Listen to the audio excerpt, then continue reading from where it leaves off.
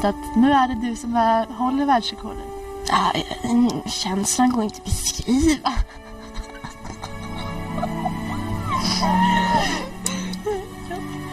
Det känns som jag liksom hade... där tar vi bort. Ja. Jag måste ha något nu. Det kändes som jag kunde gå på vatten liksom. Jag fick sån känsla att jag kan göra vad som helst i världen. Мигерес не спасеринки масира папаса по тапетека Seviko. Кажа ли папаса го дигаш някой не жену? Vad ska jag berätta? Jag vet ingenting.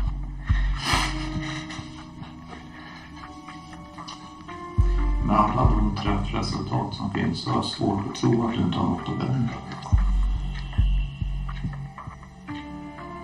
Visst var det. Jag har ingen aning.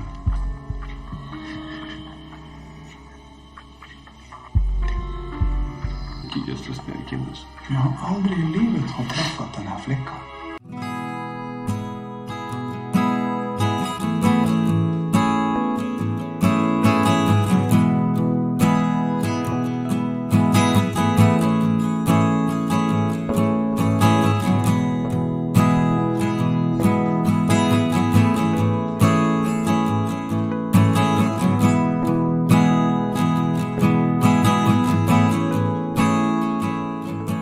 Hi and welcome back to the Midnight Docket. Tonight we unravel the haunting story of a young woman with boundless dreams, a serene village, and a crime so chilling it tore through the fabric of a nation. The police, often criticized, did a phenomenal job in this case, showcasing their dedication and skill. However, they are just the beginning when it comes to the justice system. This is a case that will leave you questioning if true justice was ever truly served. This is the heartbreaking story of Lisa Holm. Our story unfolds in the small Swedish village of Blomberg, located in the peaceful countryside of Kinnekulla. The village is surrounded by rolling hills, forests, and tranquil farmland. At the heart of Blomberg lies the cafe where Lisa worked, a charming spot often frequented by locals and tourists alike. Nearby, old barns and abandoned buildings dot the landscape, their weathered exteriors standing in stark contrast to the beauty of the surrounding area. It was the summer of 2015, a time when long days bathed the landscape in golden light. Blomberg was the kind of place where neighbors greeted each other warmly, with a population of just over 700. Crime was almost unheard of here, a stark contrast to what was about to unfold. Lisa Holm was a 17-year-old girl with a radiant smile and an undeniable energy that lit up the room. Her friends recalled how she had an uncanny ability to brighten even the gloomiest of days, and her family described her as someone who always looked for the good in others. One family member shared how Lisa would spend hours carefully marking places on her world map, dreaming of her future travels, a dream that tragically she would never get to fulfill. Described by friends and family as warm, kind, and ambitious, Lisa was a happy and positive person who valued empathy and believed in speaking kindly of others. Her family shared that she loved adventure and traveling. It was her greatest passion. She kept a world map in her room, marking the places she had visited with pins. Lisa had even planned to move to Australia to study architecture. She lived with her family in Skövde, approximately 25 kilometers from Blomberg, where she worked that summer. She was a student at Västerhöjdsgymnasiet, enrolled in the social sciences program. Her father, Stefan, a military officer with a disciplined and protective nature, had instilled in Lisa the importance of responsibility and independence. That summer, she had taken her first summer job at a cafe in Blomberg, eager to earn some extra money and gain work experience. These qualities shone through even at her young age. June 7th, 2015 was a pivotal day for Lisa. The sun hung low in the sky as Lisa finished her shift at the cafe, smiling as she locked up for the evening. Two of her co-workers, Rebecca and Lova, had parked their vehicle in front of the cafe, while Lisa had parked her scooter in the back. The wind had picked up, and the air was cool, so she had dressed warmly for the ride home. Lisa was wearing a pink and white Henry Lloyd jacket over a blue and white Odd Molly cardigan. She paired this with black Adidas pants with white stripes, which she wore as coveralls over her jeans, and black Nike sneakers. This outfit provided comfort and warmth for the evening journey. This was her first time driving home alone, and she seemed happy and proud as she stepped outside, pausing to take a steadying breath. Her parents had carefully prepared her for this moment, drawing maps and helping her memorize the 25-kilometer route back to Skövde to ensure she felt safe and confident. Before leaving, she and her co-workers shared a warm goodbye. Lisa gave a cheerful wave, her smile lingering as she turned and walked toward where her scooter was parked, just around the corner. The wind tugged gently at her jacket as she disappeared from view, the moment etched in her friends' memories as the last time they would ever see Lisa. It was around 6:30 p.m. when she set off. Tragically, Lisa never made it back to her family. At 6:22 p.m., Stefan received a text from Lisa, letting him know she was on her way home. Just minutes later, Stefan's phone rang. It was Lisa, but when he answered, no one replied. Instead, he overheard Lisa speaking to someone, though he couldn't discern if it was a man or a woman. He distinctly heard Lisa say, "Now it's done," in a calm tone, before the call ended abruptly. By 7:50 p.m., with Lisa still not home, Stefan and her family began calling her phone, but it went straight to voicemail. At 8:05 p.m., Stefan decided to drive to the cafe, retracing the route they had carefully planned for Lisa to ensure her safety. Despite his desperate efforts, there was no sign of Lisa. When he arrived, he saw her scooter parked where she had left it, but there was no sign of Lisa. The key was still in the ignition, and the scooter started when he tested it. Lisa's helmet was also missing, heightening his fear. In his growing desperation, Stefan accidentally triggered the cafe's alarm while moving Lisa's scooter closer to the building. This brought the cafe owner, Lena, to the scene. Together, they searched the cafe, hoping Lisa might be inside, but there was no trace of her. Lena mentioned that Lisa's co-workers, Rebecca and Lova, had left the cafe at the same time Lisa did. They reached out to the two co-workers, who confirmed that they had not seen Lisa after the cafe closed. Stefan contacted the police at 9:57 p.m. At midnight, a police canine unit arrived at the scene to assist in the search. As efforts intensified, Lisa's friends were contacted to see if anyone had heard from her, but none of them had spoken to her that day. Around the same time, Lena unlocked the cafe again so it could be thoroughly searched, but Lisa was not found. Meanwhile, Lisa's mother, who had remained at home, searched their residence, hoping Lisa might have returned without notifying anyone. Her search also yielded no results. After more than 4 hours of searching the surrounding area, Commissioner Staffan Sellberg decided at 2:03 a.m. on June 8, 2015, to initiate a preliminary investigation into unlawful deprivation of liberty. The search expanded to include nearby structures, including a large barn, an old distillery, and several outbuildings around the cafe. Officers also began conducting door-to-door inquiries in the surrounding area, hoping to gather any clues that might lead to Lisa's whereabouts. Stefan, leveraging his military background, organized a strategic and methodical search operation, enlisting the help of colleagues skilled in coordination and rapid response. Their expertise in mapping terrain, utilizing search grids, and maintaining discipline among the growing number of volunteers ensured that no area was overlooked in the race to find Lisa. However, as the sun rose that morning, neither Lisa nor any trace of her had been found despite the quick reaction of her parents, friends, and police. On Tuesday, June 9th, the search yielded critical discoveries along a small gravel road.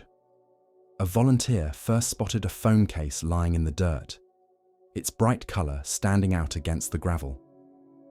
Not far from it, a police officer found a crumpled receipt and a ticket, weathered slightly by the elements. As the search party advanced, the shattered screen of a mobile phone glinted in the sunlight. Each item was carefully bagged as evidence, and while these finds sparked fleeting hope, they also painted a haunting picture. Perhaps Lisa had left behind a trail, a sign leading them closer to her. Yet, with every confirmation that these items belonged to her, the sense of dread grew heavier, hinting at a grim reality that no one wanted to confront. By Wednesday, June 10th, the search area was expanded further south and east of the cafe. Missing People Sweden, a vital organization in the effort, joined the search, bringing even more structure and resources to the operation. The scale of the effort was staggering. Over 1,000 volunteers from across Sweden had joined, creating one of the largest search mobilizations in the nation's history. Fields, forests, and abandoned buildings were combed with meticulous care, every participant driven by the hope of finding Lisa. That evening, a key breakthrough occurred when a search volunteer noticed something small and shiny on the floor of a barn. Upon closer inspection, it was an earring, lying partially hidden in the dust and straw scattered across the ground. When the earring was confirmed to belong to Lisa, it sent a wave of mixed emotions through the search team. It was a vital clue, but it also deepened the fear that something terrible had happened to her. As investigators pressed on, more personal items surfaced, including Lisa's scooter license and keys. These findings intensified suspicions that Lisa had been abducted. Police began building a criminal profile, concluding that the perpetrator was likely someone with intimate knowledge of the area. On Friday, June 12th, the search focused on Martorp Farm, a few kilometers from Blomberg Manor. During the search, 2 individuals arrived in a car and informed the team that the area had already been searched. This interaction raised suspicions, prompting the search team to alert the police. Undeterred, the volunteers continued combing the area with a determination that defied their exhaustion. In a dense brush pile near Martorp Farm, a volunteer noticed the faint outline of something buried among the twigs and leaves. Carefully digging through the pile, they uncovered a jacket, its fabric damp and dirt-streaked from the elements. Moments later, a helmet was found nearby, its glossy surface scratched as though it had been hastily discarded. Both items were immediately recognized as belonging to Lisa. These discoveries brought a chilling clarity to the search that she had likely fallen victim to a sinister act. That evening, police expanded their search efforts at Martorp Farm. Forensic investigators worked tirelessly, and their efforts culminated in a tragic discovery. Lisa's body was found in a wardrobe inside a work shed, approximately 20 meters from the brush pile where her belongings had been located. The wardrobe was cramped and old, with dimensions of 24 centimeters in width and 53 centimeters in depth. It was clear that Lisa's body had been placed inside with significant force, as the limited space would not have accommodated her naturally. Her mouth, nose, and parts of her face were tightly taped with broad silver tape, and a noose was found around her neck. Lisa had 2 pairs of pants on, jeans worn underneath a pair of training pants. Both pairs of pants were inside out and pulled down to her shins, along with her underwear. The forensic team noted scuff marks and damage on the wardrobe's interior, further suggesting the deliberate and cruel effort made to conceal her. The devastating find shattered any remaining hope and confirmed the community's worst fears. What investigators discovered next would confirm their worst fears about the brutal nature of the crime and the deliberate actions taken to conceal it. Lisa's manner of death was chillingly pieced together by forensic experts. The fractures to her hyoid bone strongly suggested that Lisa had been killed by hanging. This conclusion was further supported by the distinct patterns of dirt and linear marks surrounding a pipe at the crime scene, evidence consistent with a hanging scenario. However, some evidence complicated the narrative. Horizontal ligature marks on Lisa's neck indicated that she might have been unconscious when she was hung. Forensic experts theorize that the perpetrator may have tightened a noose around her neck to incapacitate her before suspending her body. Crucially, the presence of silver tape over Lisa's mouth and nose, applied after the noose, ruled out suffocation as the cause of death. Combined with the physical evidence, the findings pointed conclusively to hanging or strangulation as the cause of death, carried out in the slaughter room's antechamber. The discovery of Lisa's body sent shockwaves through the community and beyond.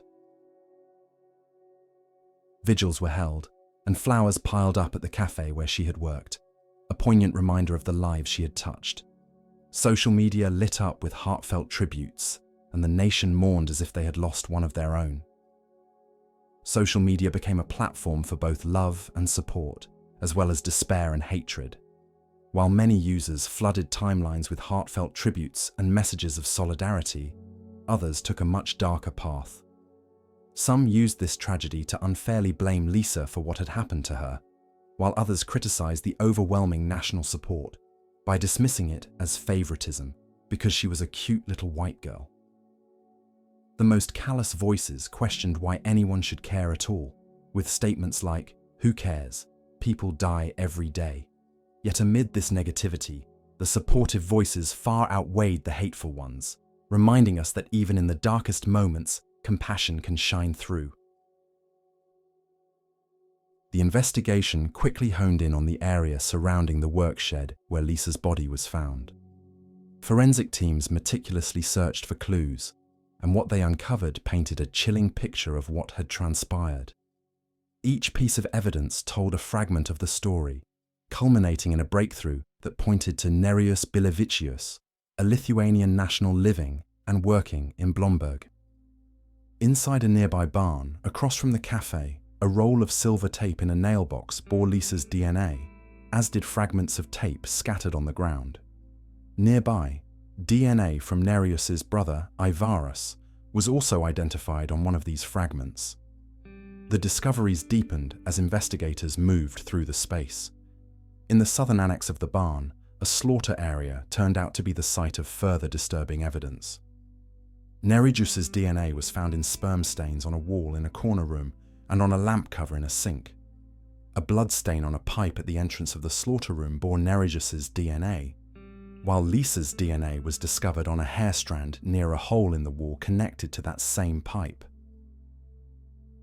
The most damning evidence came from a piece of rope found beneath the pipe, containing a mixture of Lisa's DNA and Nerijus's DNA, as well as strands of her hair twisted into the fibers. Another piece of string in a sink, also in the slaughter room, carried both their DNA profiles, reinforcing the link between the victim and the perpetrator. Adding to the web of suspicion, surveillance footage and witness statements placed Nerijus near the cafe and work shed at key moments. These findings, along with his DNA being discovered on a piece of paper atop a pile of feces, further cemented the case against him. Nerijus's brother Ivarus and his wife Irina also came under scrutiny. Irina's DNA was found on Lisa's underwear, raising questions about her involvement in tampering with evidence. It was later revealed that she had washed Nerijus's clothes after the crime. Ivarus, meanwhile, was accused of providing a false alibi for his brother, further complicating the investigation.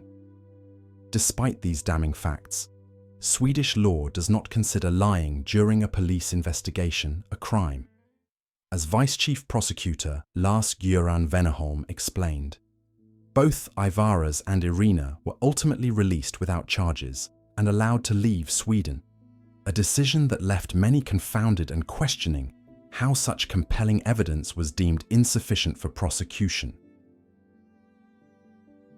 The case against Nerijus continued to build, with forensic evidence, DNA matches, and witness accounts painting a grim and undeniable portrait of his guilt. The brutal details of Lisa's final moments and the calculated effort to conceal her body left no doubt about the premeditated nature of the crime.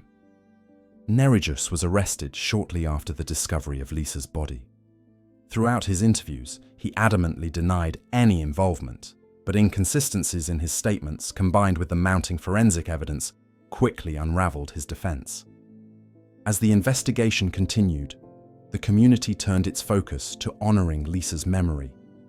On the day of her funeral, hundreds gathered to pay their respects. The church was filled to capacity as friends, family, and strangers came together in mourning.